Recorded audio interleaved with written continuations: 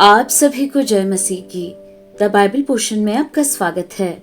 हमारा आज का वचन है दूसरा शमूएल 24वां अध्याय वचन 1 से 14।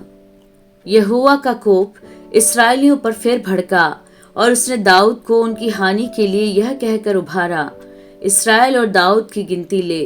इसलिए राजा ने योआब सेनापति से, जो उसके पास था, कहा, तू दान से बेरशेबा तक रहने वाले सब इस्राएली गोत्रों में इधर उधर घूम और तुम लोग प्रजा की गिनती लो, ताकि मैं जान लूं कि प्रजा की कितनी गिनती है।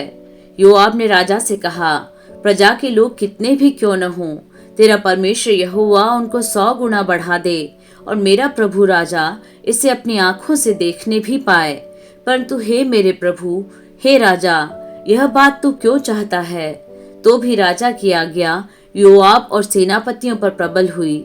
अतः योआब और सेनापति राजा के सम्मुख से इस्राएली प्रजा की गिनती लेने को निकल गए।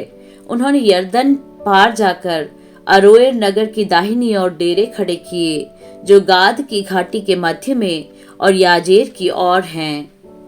तब वे गिलाद में और तहत तिम्होदशी नामक देश में गए, फिर दान्यान को गए और चक्कर लगाकर सीदोन में पहुंचे। तब वे सोर नामक दृढ़गढ़ और हिव्वियों और कनानियों के सब नगरों में गए और उन्होंने यहूदा देश के दक्षिण में बेरशेबा का दौरा निपटाया।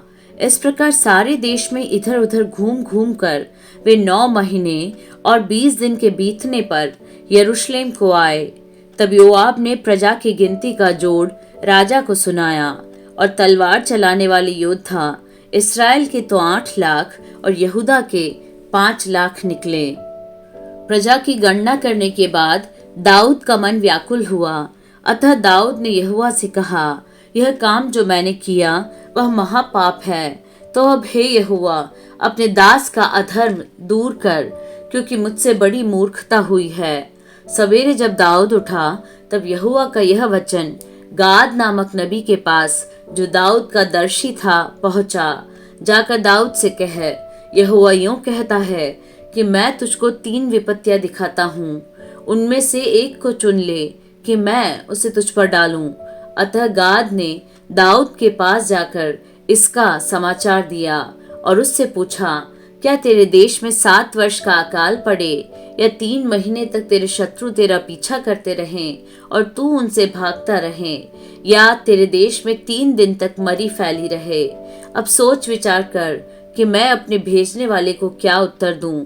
दाऊद ने गाद से कहा, मैं बड़े संकट में हूँ, हम यहोवा के हाथ में पड़े, क्योंकि उसकी दया बड़ी है, परंतु मनुष्य के हाथ में मैं न पड़ूंगा।